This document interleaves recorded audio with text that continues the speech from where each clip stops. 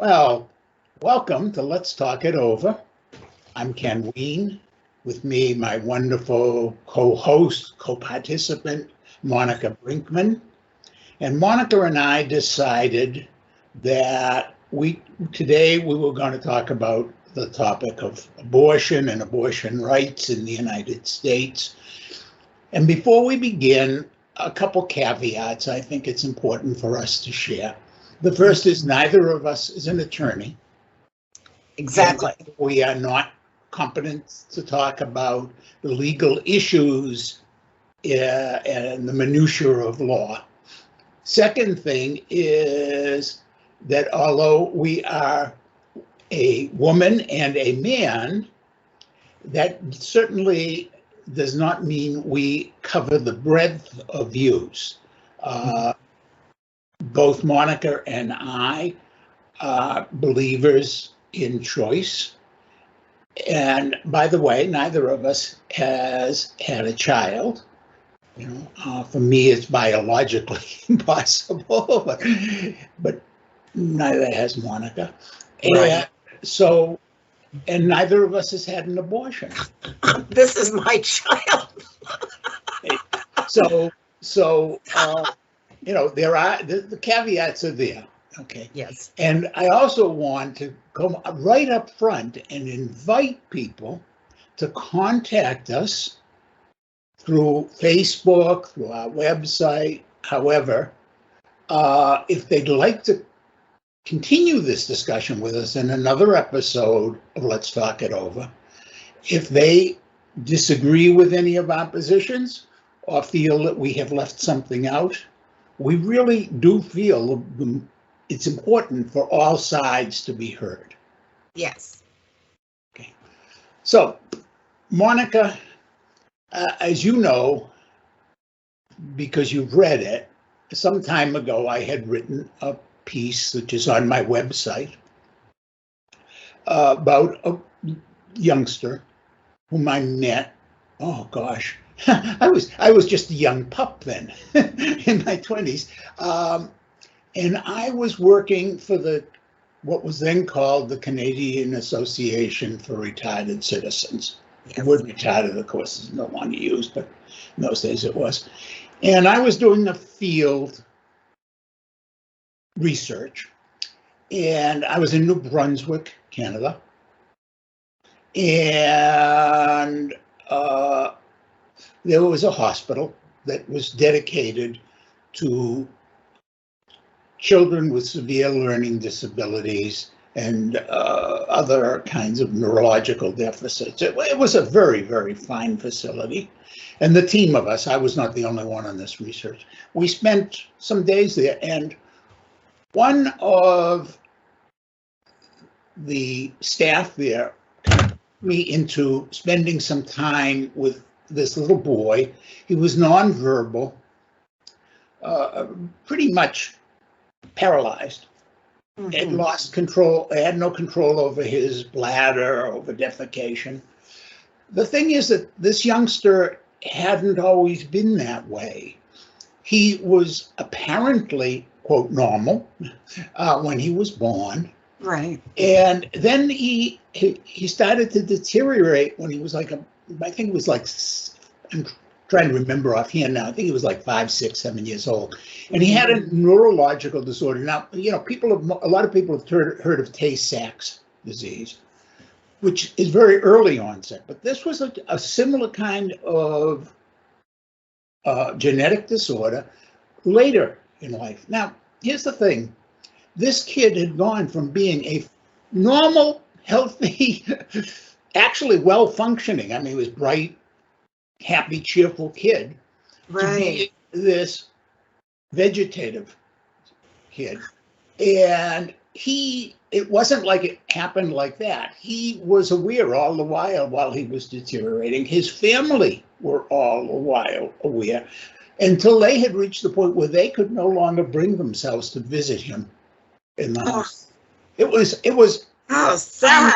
mind-blowingly sad. And that was actually when I first started to think about abortion. Now, I don't know that those people would have had the good sense, or maybe bad sense, depending on your view, to have had the genetic testing, or maybe it couldn't even have been done at that point. I don't know. Yeah. It just seemed to me to bring children into the world to suffer that way was wrong. Now, George Will, a few years ago, published a wonderful piece about his son and how much his son enjoys going to at that time it was the Senators, I guess they've changed their name now, but the Washington Senators baseball games. Yes. His son has a Down syndrome, I believe, and is limited, sheltered workshop kind of functioning level.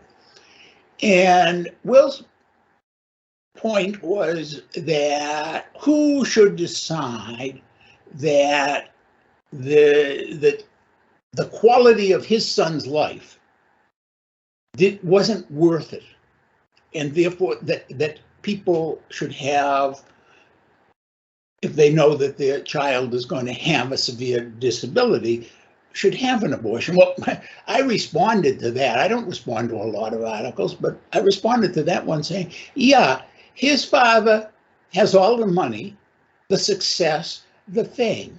He gets to go to that ball game. You can even afford to have someone take him to the game if he has. Yeah. Have him take him in a limousine. Help him with buying his hot dog.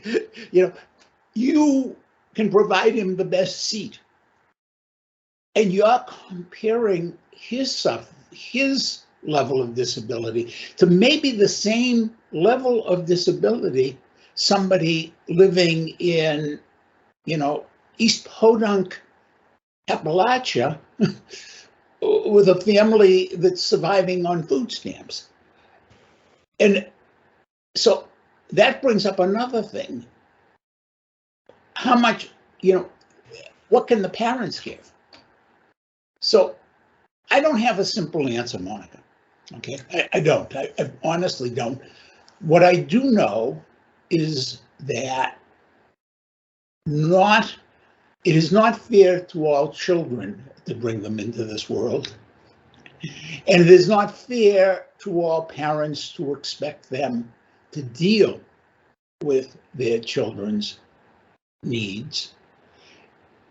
And then, of course, we can talk about the women who are victims of rape and the women who are victims of contraceptive failure. It's not even women, it's children. The children who are I mean, raped. 11, 12, 13-year-old girls that are finding themselves pregnant after being raped or incest. And I don't think anyone has the right to tell these children that they have to go through 9 months of pregnancy. And then, geez, wonder, what if the baby looks just like the person that raped it? It's going to be a reminder their entire life of this. Or they are forced to give the child up to adoption, as if that is not itself traumatic and difficult. Yes, but even that child going through this, I mean, it's horrendous. And yet I would not say that every child who is raped should be forced to give up the no, it should be a choice. The family's choice. Yes, and empowering people to make choices, helping them to make choices, and then helping them to, I want to use the word survive, but to grow from the choice they make. So, either way, if a child is raped, we do not, in our society, do much to help people. No. We might throw the rapist in jail, although often we don't even do that. But, consider how that mother has to deal with getting help. We don't just automatically get help. We don't say, okay, gee, you were raped, you're going to carry the child. We as society will provide support for that child and for you. No, you have to go stand in lines at welfare, be degraded over and over again, and give up your own life, put it on hold, because if you're going to raise that child, we don't give you child care. We don't give you automatic help with your education. We don't have homeschooling for you while you're in your late terms of pregnancy and around the time of and when your baby needs you at home. We don't even have that for mothers who are opting to have children. We don't give them time parental leave. Yeah, they don't get leave that they need. Yeah, and here we're saying to this kid, okay, you got to drop out of school now. You got to leave your friends now. We're not going to, and guess what, kid? we're not even going to give you bus fare so you can get away from the city for a week or two in the middle of the summer. Yeah. Let alone help you eat a decent meal or get to a decent doctor. Another thing that really bothers me is, okay, let's say there's a mom and she has a husband, it's a family, and they have 4 children. Mm-hmm. Mm-hmm. And she's pregnant again, and they're happy about it. Mm-hmm. They want a child, but they find out that there is something wrong with this child. Yeah. And there's going to have to be a choice to be made, because they can either save mom's life or save the baby's life. So they're forcing them to save the baby's life, which is leaving these 4 children she already has. Almost nobody is pushing that. Almost nobody is pushing that. A lot of the states are now. Well, that's the one exception that most of them have not pushed beyond. Yeah, but a lot of them are. How about there's something severely wrong with the child? You've got 4 children at home, and you know that this child is going to require incredible amounts of care, and you don't have the wherewithal to provide that care.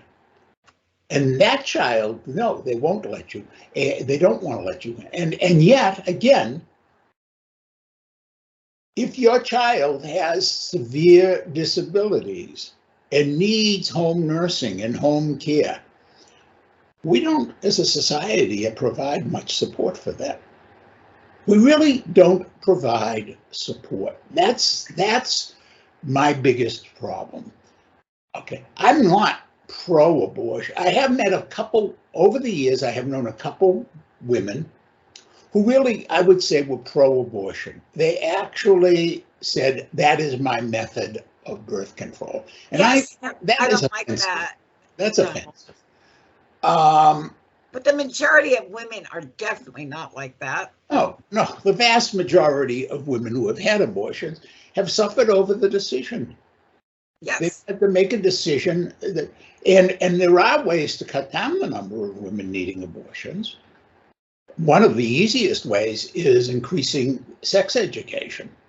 Yeah, and they're Planned Parenthood gave excellent tools to the women. In fact, they stopped abortions for many, many, many who might have ended up having them, because they gave them either free or low-cost contraceptives. Now, that's another thing we need to talk about, because there are states that are saying you can't use contraceptives. Well, there are states that it has been proposed by some people. Yes. Yeah. And which brings us now to some more fundamental issues. Okay. Which is just exactly what are rights and who has them, and when does a person become a person? These are questions that are a little bit trickier. Yeah, they are. Okay, let's start But I with, think saying that abortion isn't in the Constitution is ludicrous. well, How it much isn't in the else is it in the Constitution and slavery is. Does that mean slavery's okay? Yeah, It isn't. exactly. Contraception Take isn't us in back the to the slave Constitution. days now, because that's, I mean, The founders were very clear. They created in the Ninth Amendment to the Constitution, part of the Bill of Rights, they created a doctrine that all unenumerated rights were reserved to the people. yes, Okay. Now, historically, one of those rights has been the right of privacy. And that has been the way when eventually contraception was held to be constitutionally protected, and yes, abortion, that it's privacy. But there's more than privacy. There's another right, the right to equality, equal treatment. Implicit, one of the arguments about ever having an equal rights amendment was that it's implicit in the Constitution that all citizens have equal rights. And that means women have rights, over their bodies. Autonomy, okay, is another implicit right. well, yeah, Now, we have people who wish to use other sources to decide what rights people have. The sources that include religion, include medieval, 15th century legal opinions, all manner and sort of things. yeah. I mean, he based it on a doggone guy that was killing women as witches. Oh, you're talking about Justice Alito's draft memo. Yes. I mean, how far reaches that, my word? Well, here's the thing. Okay, there is another part in the Constitution that says we follow common law, British common law. The problem is that Britain's common law has kept evolving, and these people want to cut it pre the Constitution. If anything that evolved after separation of the United States is not considered automatically part of that common law. So there's this really bizarro thinking about the past, and that there is this moment of immaculate conception, and I'm using that term deliberately, of the United States. And the people who hold that are the same ones who, for example, oppose the theory of evolution. Okay, this is a view of Christianity,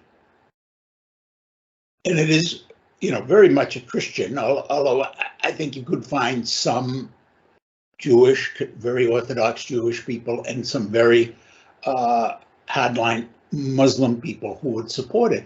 But this is, a fundamentalist religious position about truth, that truth is inherent in certain moments. There are singularities of truth, if you will. One of them is creation. Another is the Bible. And only the Bible as, currently construed. You can't. Well, the problem with the Bible is. And the third one is the United States Constitution. Yeah, but they threw out most of the Bible and. Well, that's a whole other issue. That's a whole other issue. To them, they are talking about the Bible.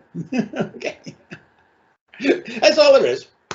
It's truth. Okay. This is a view of history that is, to use a term that people don't use very often, dispensationalist.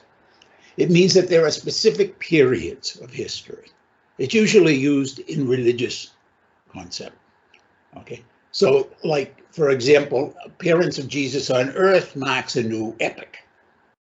Okay, and now we're in the end times. For those people, okay, truth is always based in singularities. And for the rest of us, like Monica and myself, truth is based on process. So we really are approaching thinking about process. So now let's talk about the process of a child. When does a child become a person? That is a very interesting question. If you have a singularity-based concept, there is a moment. Okay, now we can fight about what that moment is, and that brings up some other very interesting issues. Like, for most of the people who are anti-abortion, the singularity of moment in which the person becomes is conception, or when the fertilized egg becomes attached to the wall of the uterus, or for some who are a little bit more forgiving, if you will, it is the moment when the quickening is the old-fashioned word for when you actually feel the baby move, that wonderful kick. Oh, what? Maybe okay, that's it. But, there is nothing inherently true about any of those. So, for example, okay, what if you have a religion that says the soul enters the body and becomes an individual at age 3? Now, I personally would oppose killing a 2-year-old on the grounds that it wasn't yet a person, and therefore it was okay. I know, right. Absolutely. I think infanticide. Everybody can agree with that one. Yeah. No. The ancient Romans used to throw babies on the trash heap all the time. Well, in the Bible, there's killing of children too. I mean, no. Jesus says, "Suffer the little children to come to." Well, that means the child has to be at least mobile. I am trying to make the point here. I don't mind. That's very important, which is that we have to think about the process of becoming a human. A 2-year-old is not the same as a 5-year-old. Is not the same as a 14-year-old, but the 14-year-old might be more like a 2-year-old than the 5-year-old, as any parent can tell you. And when do we lose our humanhood? Because, of course, then we get to the other end of things. And when do people have the right to commit suicide and end their suffering? Life is process. For those of us who think that way, there is not a singularity of moment. And that was what the Supreme Court tried to address in Rome. And they did it to the best of their ability at the time. Now, I think you could make a case that the ages of terminating pregnancy in the second trimester probably ought to be pushed back. And that probably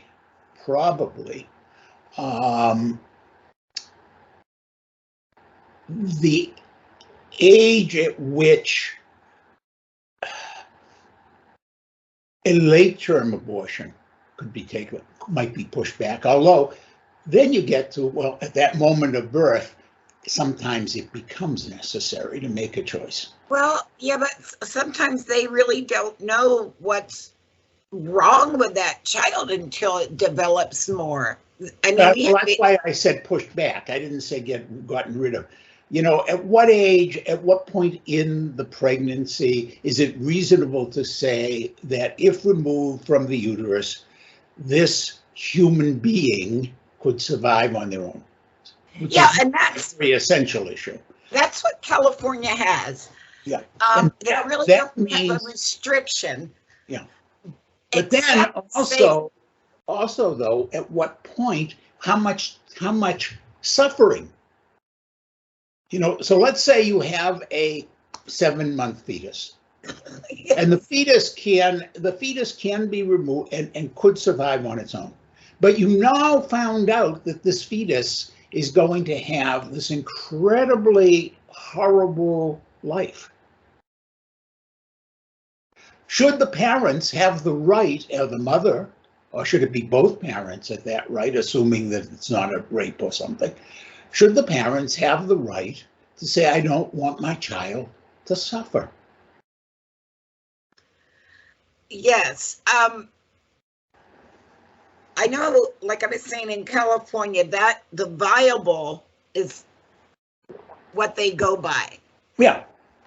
If this child can be born and there's nothing wrong with it and it's going to have a good life and everything, no, you cannot have an abortion during that the third trimester.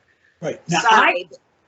I would agree with that wholeheartedly. And the first thing I would add to that is that the mother's mental health should not be a factor once the child is viable.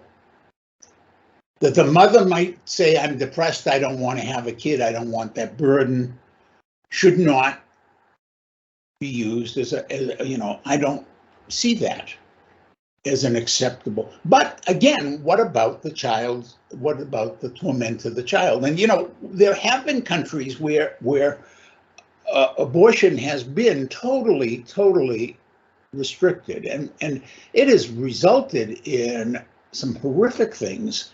The orphanages of Romania, for example. Oh my God, what those poor children went through, and the washing home, or whatever you would call them, of the Catholic Church in Ireland, where the mothers went through hell, and where many of the children were just spirited away, taken away, and adopted out against the mother's wishes. I mean, life is unfair. I know that. Yes. And to try and create some kind of equity or fairness in the world certainly should be a goal of the legal system, and especially in a democracy. But we know that we're never going to have it perfect. And yes, if a particular child is aborted, we may miss out on a great musician, a great physicist, a great scientist, a great writer, or just a nice human being. I understand that. But you see, then we get back to the singularity thing.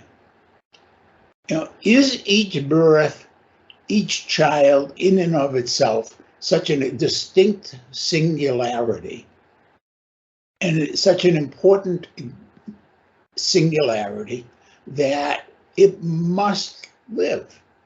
And the answer to that is clear in nature: no.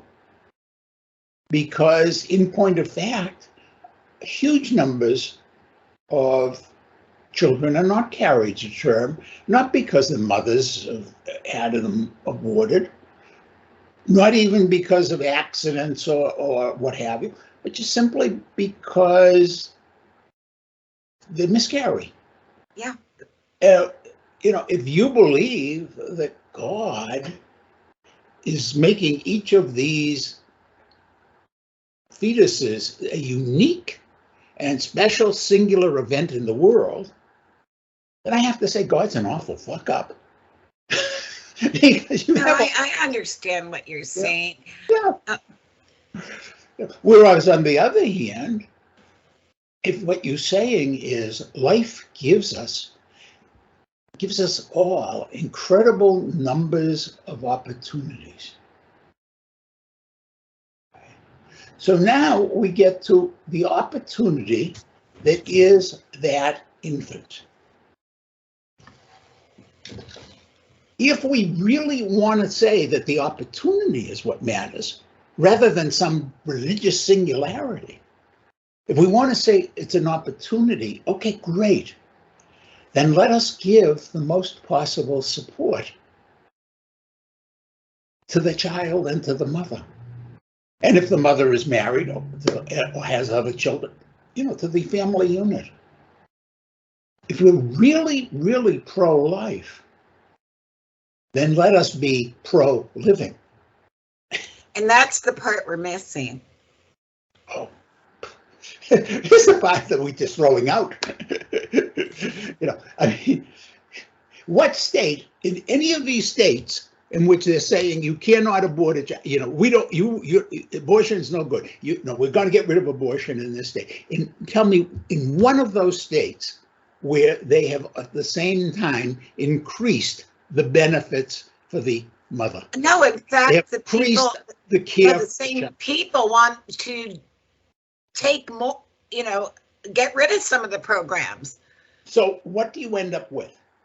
You end up with more kids joining gangs, more kids falling out of school, more kids going into the justice/prison system, more kids going into psychiatric care, more kids getting drug addicted. Why? What is that? How does that help anything? And the answer is there. By the way, and this is the thing, folks, this is the thing I really want people to understand. If you followed my entire arc of thinking here, going back to that singularity issue and dispensationalism, that idea of eras, what we're really talking about are people who believe that we are preparing for the end times. And one of the things you need, if you are a believer in the end times, is you need chaos. You need Armageddon. Yeah. You need the world at war with itself.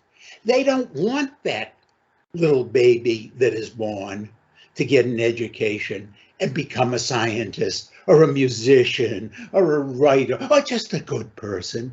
They want him in prison. They want her on drugs because that's their end. They believe that they will be saved when the world ends, that they are going to go to heaven. And for that, I damn them. If there is a God, if there is a just God, I will tell you, those are the people who should go to hell. It's funny you brought that up, Ken, because that was something I was thinking of just last week, that the people that are saying they're so righteous and chosen, to me, are not following the scripture that they hold so dear to them. Well, they're following the scripture as they believe it. Yes, they're not following it as you and I understand. Yeah, but they're letting politicians tell them what the Bible states. No, they're telling the politicians what the Bible says. Okay. Well, ever since understand before, they've been trying to get the church to get involved with the government. Yes, and they still are. Yes. One of the things we all have to understand is that the people who are pushing this agenda are not separating church and state. They are, in their mind, fulfilling the doctrine of church and state. They are in their minds saying that the church should dictate law. Mm-hmm. There are people who don't understand. It's not up to them to decide how I think or how anyone else thinks. Oh, but they think it is. There are a lot of people in this country who don't understand They've been trying what to do this freedom for of centuries. religion was about.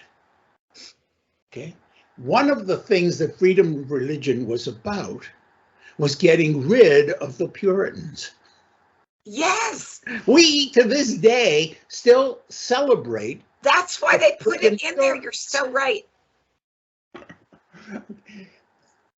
God should not be telling us how to run government. God should not be supervising law.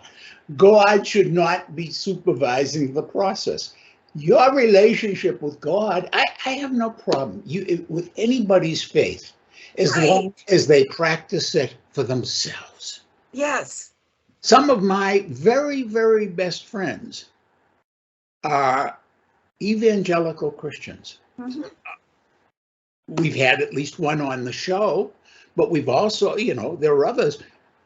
Just yesterday, as a matter of fact, my wife and I went to an art show with one of our evangelical friends, and I routinely, we hug each other, and I say to him, I love you, and he says he loves me.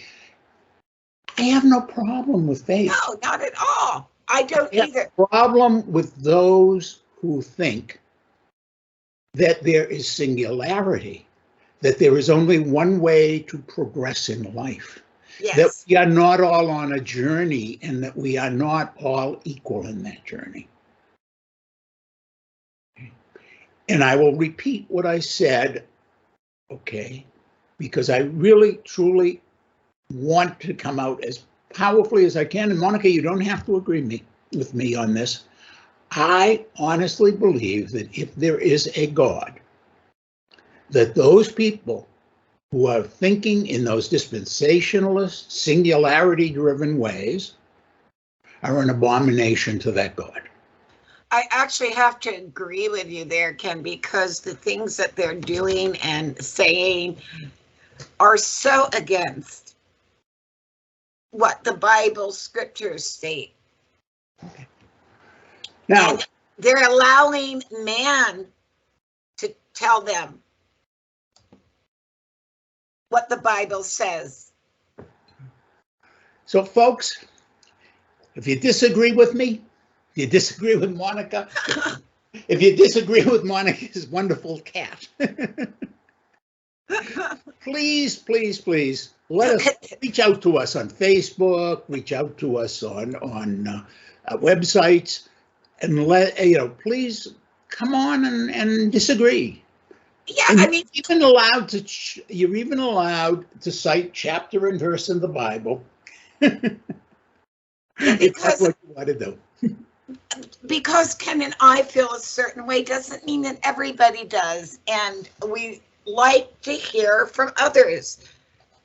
I know that Ken and I look at other sides all the time, because you can't really make an informed opinion or decision until you hear all the sides and do some investigation in it. So if there's something we're missing, please let us know. And now, folks, I know that after this very intense conversation, Monica is going to add something at the end of the show to lift up your spirits. Yes. I'll try to have our spirits as high as possible as we deal with the issues of the day. Exactly. Okay, folks, it's been wonderful talking to Ken. Please, people, get in contact with us. If you'd like to come on the show and have a topic you'd like to discuss with us also, just let us know. But for now, we're going to say goodbye. And here you go, something special.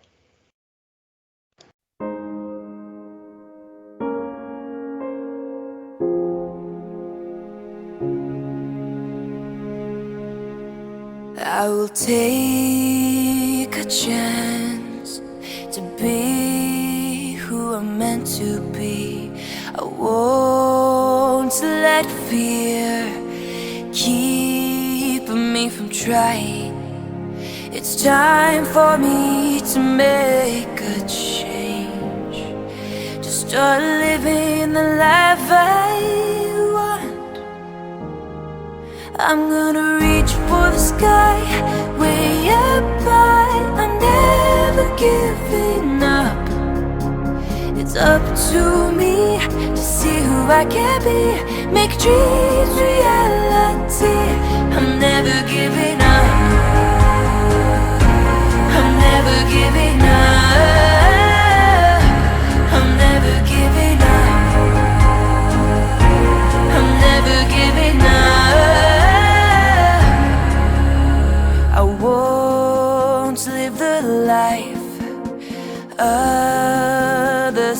aspect of me. I want to be proud of who I'm becoming. It's time for me to make a change, to start living the life I want. I'm gonna reach for the sky, way up high. I'm never giving up. It's up to me to see who I can be, make dreams reality. I'm never giving up. I'm never giving up. I'm never giving up. I'm never giving up. Step by step, I will make my own way, even when others don't believe me. Brick by brick, I will build my destiny. I can't wait to see who I become. I'm gonna reach for the sky, way up high. I'm never giving up. It's up to me to see who I can be, make dreams reality. I'm gonna reach for the sky, way up high. I'm never giving up. It's up to me to see who I can be, make dreams reality. I'm never giving up. I'm never giving up. I'm never giving up. I'm never giving up. I'm never giving up. I'm never giving up. I'm never giving up.